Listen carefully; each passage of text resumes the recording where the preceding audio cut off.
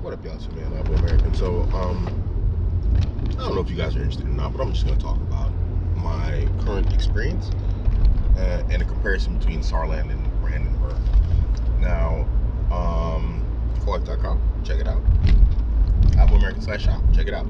Now, Saarland is in the southwestern quadrant of Germany. It borders France and Luxembourg. Brandenburg is more like northeast Germany, and we are very, very close. I mean, like a stone throw away from Poland. And so what we see, there are some similarities in terms of like the work environment, where most of the companies that are doing like a lot of the work are foreign. So down in Saarland, it was a lot of French companies and French individuals, and here it's a whole lot of Polish companies. It's almost like Germans don't want to do certain types of work, like manual labor, cleaning, and all this type of stuff. Certain industries, including the hotel industry, it seems like they don't want to, operate in. So what you find is there's a lot of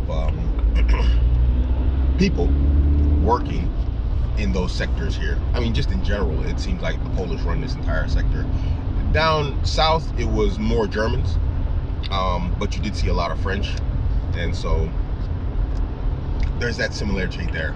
I'd like to move somewhere, well, not move, but I'd like to see the demographics somewhere else. Like if you go to central Germany that has no borders with any real country, what's it look like there? I'm curious. I'm just curious now. In terms of people, there is a huge difference.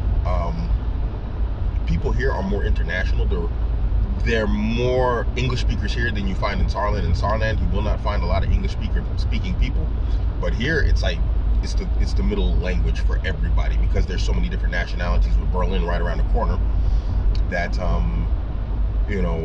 everybody speaks English out here. I mean, it's rare to find people who don't speak English, except for some of the Polish.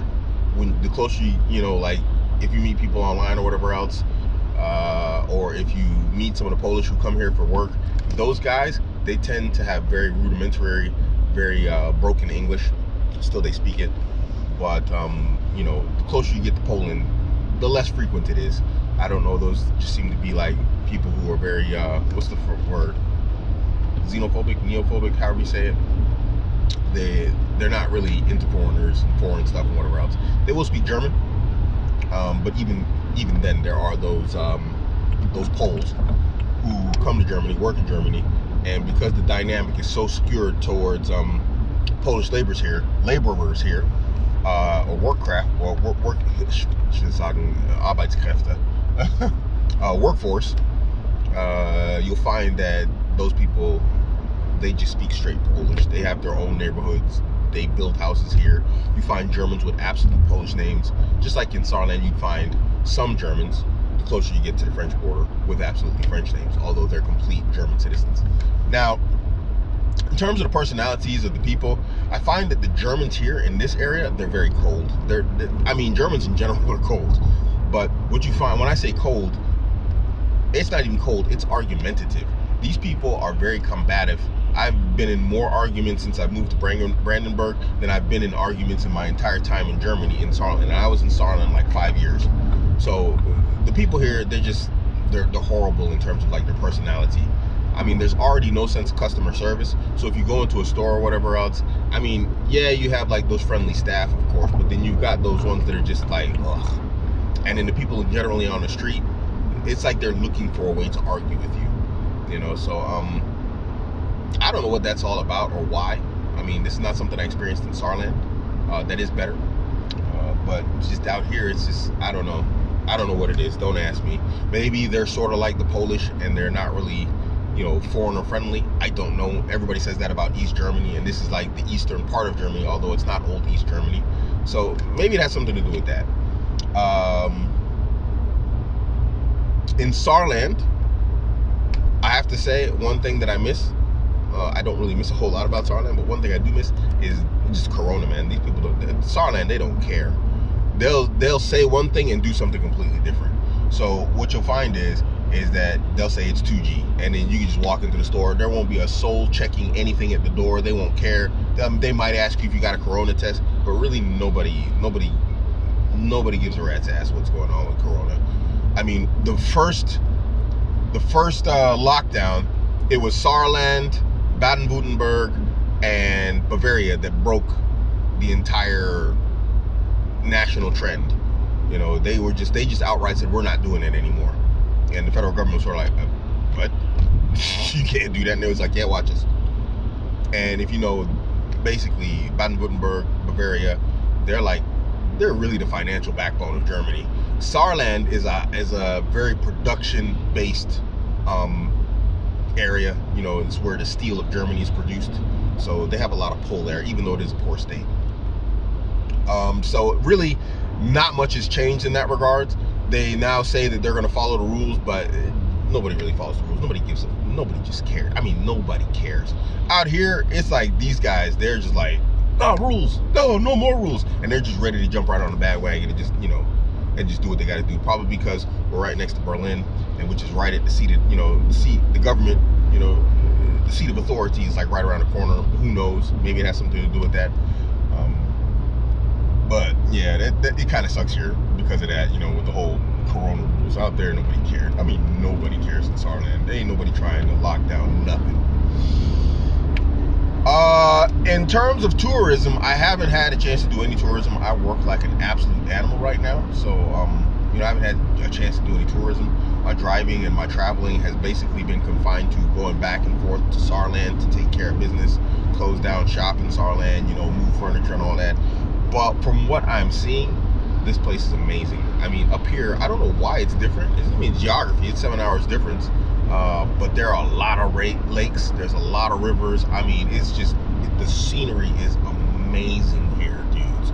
This place is amazing. So there's a lot of drone flying that can be done here, you know, and stuff to check out. I look forward to it.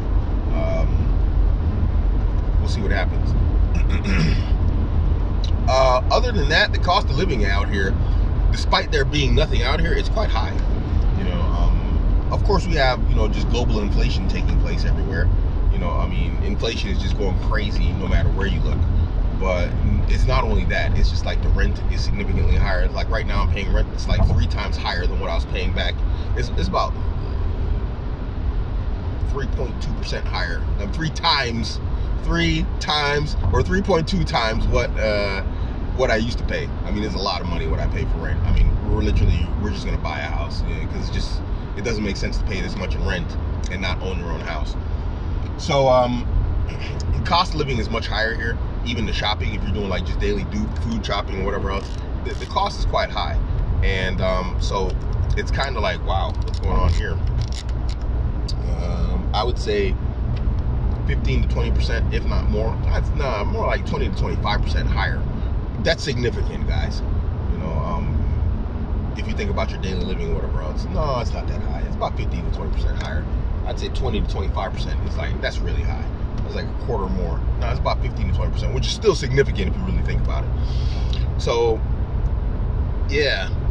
What else is there? Weather is German. German weather is German weather. So, you know, you're not going to get around that. That's just, it is what it is. Other than that, you know, I mean, there is now, in terms of Islam and the Muslims, there is in Berlin a very, very large Muslim community and demographic. But again, I'm in Brandenburg. I'm right at the edge of Berlin. I'm driving to Berlin right now.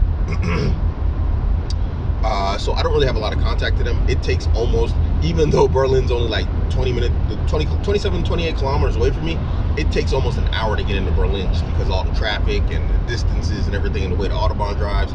So that's a speed trap. Let me just make sure I'm doing the speed limit. So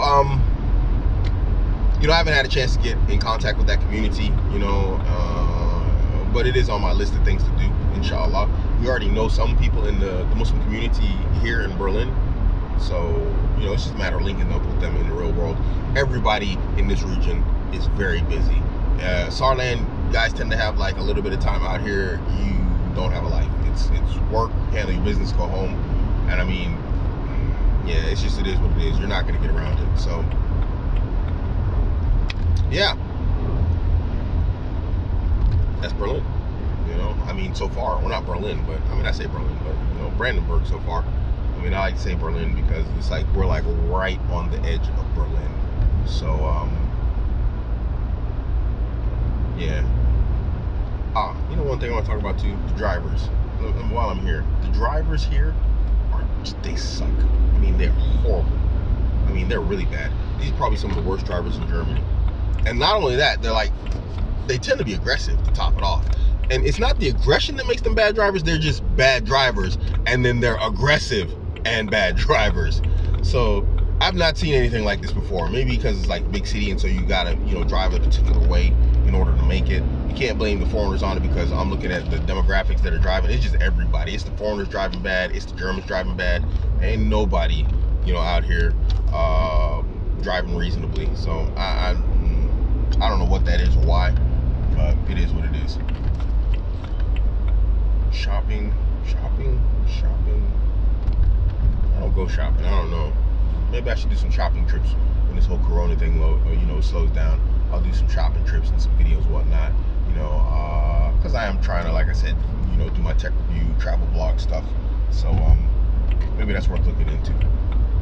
Anywho, guys, business out here, red light. Business out here is really good. You know, because you have a higher population. You know, and therefore it's probably easier to not fail as a business, simply because, you know, the populace or the population numbers out here are far higher than you would find in Saarland. Saarland is a very sparsely populated area, a lot of countryside. I mean, I'm deep country where I'm at right now, but you can see that there are a lot of people around, like traveling to Berlin for work and traveling back. So if you want to open a business out here, Berlin is the place to be. And there's so many people in Berlin that I think it'd be like going out of business in London. You have to be a real loser to go out of business in London if you get the right location. So I think Berlin is the same way. Yeah, I don't know if this interests you guys or not, but I just want to talk about it, you know. All right, guys, this is your man Abuamerican. We will catch you another time.